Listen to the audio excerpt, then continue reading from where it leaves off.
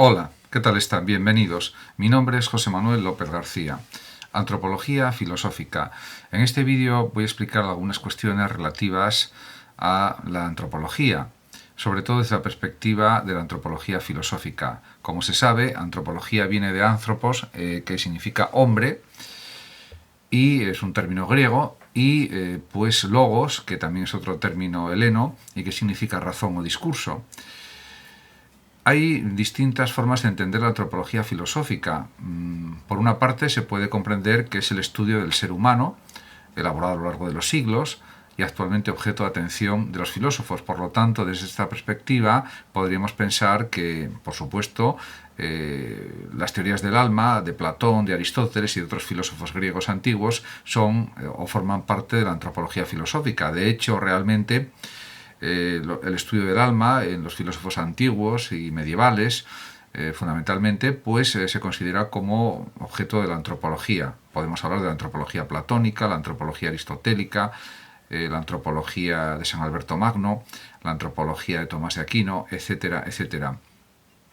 Y hay otra forma de entender la expresión antropología que sería más restringida y que se puede aplicar también a un movimiento o escuela de pensamiento fundada en Alemania entre los años 1920 y 1930, de filósofos, antropólogos y sociólogos, y que también podemos pensar, por ejemplo, en Levi Strauss y en otros antropólogos importantes del siglo XX, y es como se entiende generalmente la acepción de antropología. Pero, por supuesto, podemos decir también que el tema general o objeto material de la antropología filosófica es el fenómeno humano. Y también pues existe antropología de la psicología, existe antropología de la historia, antropología de la religión, etc.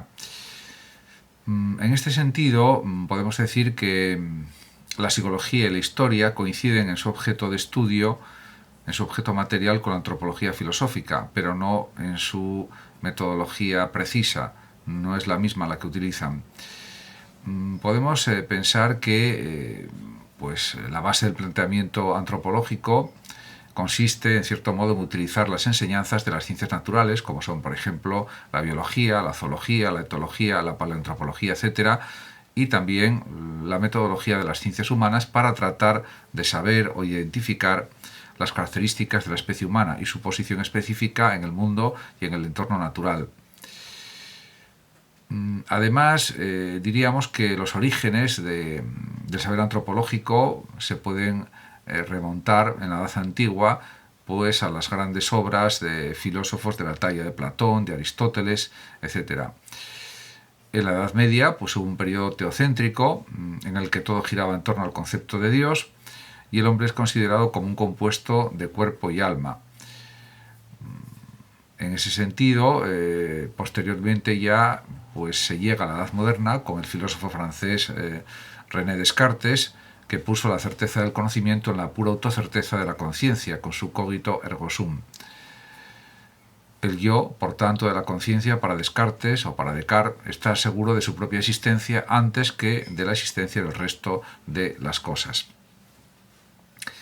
Más tarde, Immanuel Kant, pues a lo largo de sus clases en la Universidad de Königsberg, contrapondrá los conceptos de naturaleza y persona. Según Kant, la persona posee conciencia moral y es el único ser que la posee, a diferencia de los animales.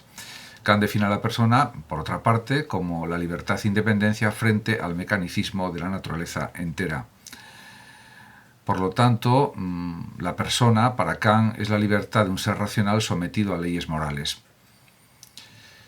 Y estas leyes morales, según Kant, no son arbitrarias, sino que son las que se da el ser racional, que es el sujeto, a sí mismo.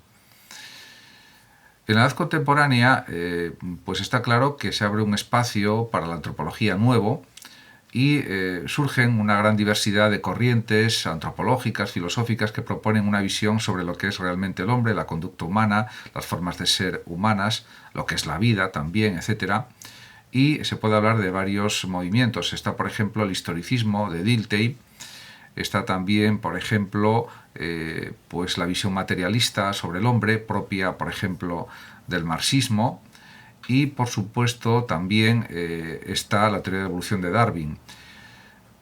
Podemos decir que con este tipo de movimiento se niega lo espiritual en el hombre por parte del materialismo marxista y por parte del darwinismo, y también surgen otras corrientes filosóficas y antropológicas a la vez, como son, por ejemplo, la corriente existencialista, que ha negado que en el hombre se dé una esencia que lo determine. Y esto lo dice, por ejemplo, entre otros filósofos, Jean-Paul Sartre, un gran pensador existencialista. Y Sartre insiste en la autodeterminación de la propia existencia. También lo dice de una manera similar Ortega y Gasset, porque también defiende un racionalismo vitalista, o una razón vital, podríamos decir.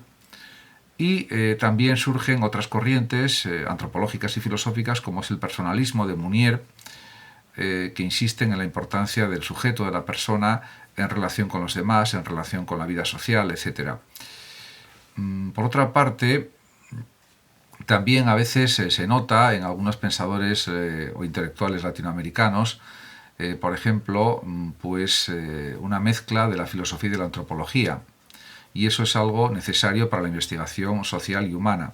Además, hay que insistir también en la importancia de las obras de Cassirer sobre la antropología filosófica de Cassirer, por ejemplo, y de otros pensadores del siglo XX. En este sentido, la antropología se ha desgajado en parte de la filosofía, por ejemplo, en las carreras universitarias de la actualidad, porque es un campo de conocimiento muy amplio y surgen nuevas corrientes antropológicas a partir del siglo XX fundamentalmente, y también ahora en el siglo XXI, pero persiste el problema de la naturaleza del ser humano.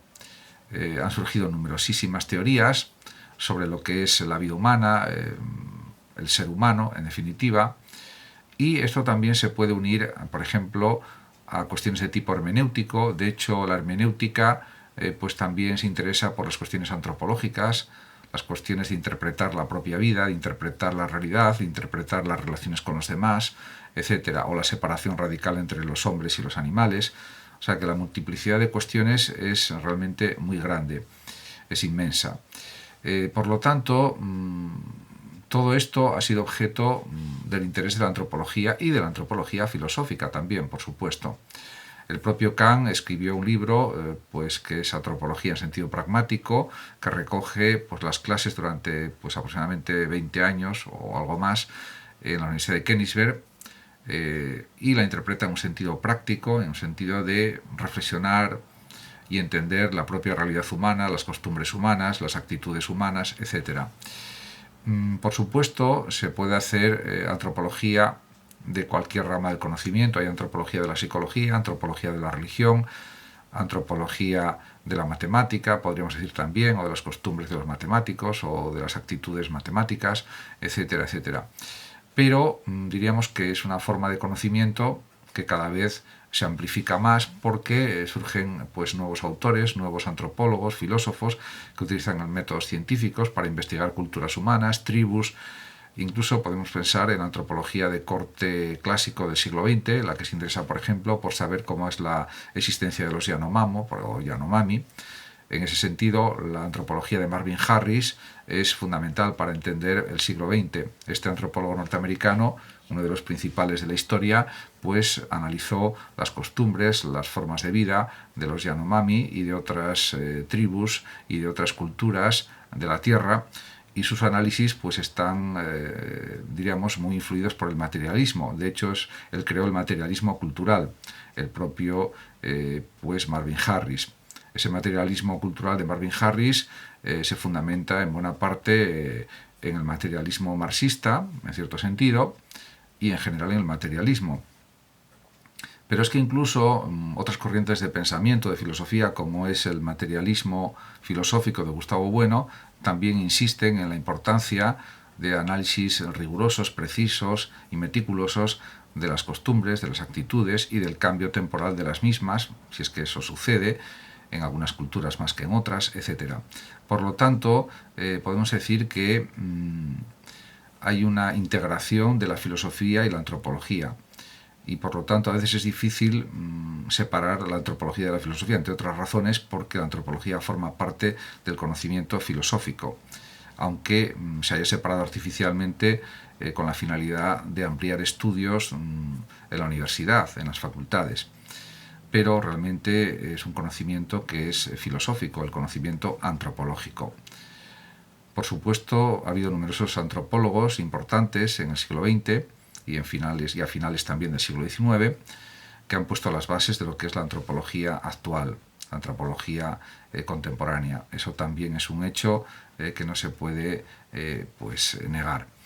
Y, por supuesto, actualmente, en este cambio de paradigma o cambio de era al que estamos asistiendo, en lo que se llama la sociedad digital o la era digital, parece que, sin ninguna duda, la antropología cada vez y la filosofía cada vez tiene más significado, porque hay que resignificar muchas actitudes, muchas cuestiones, muchas formas de entender la vida, de comprender la existencia, y cada vez es más necesaria la antropología filosófica y en general la filosofía. Muchas gracias a todos por su atención, saludos como siempre a los oyentes de Radio Sofando de México y por último decir que el que lo desee puede compartir este vídeo en sus redes sociales, darle like o suscribirse a mi canal de YouTube. Hasta siempre.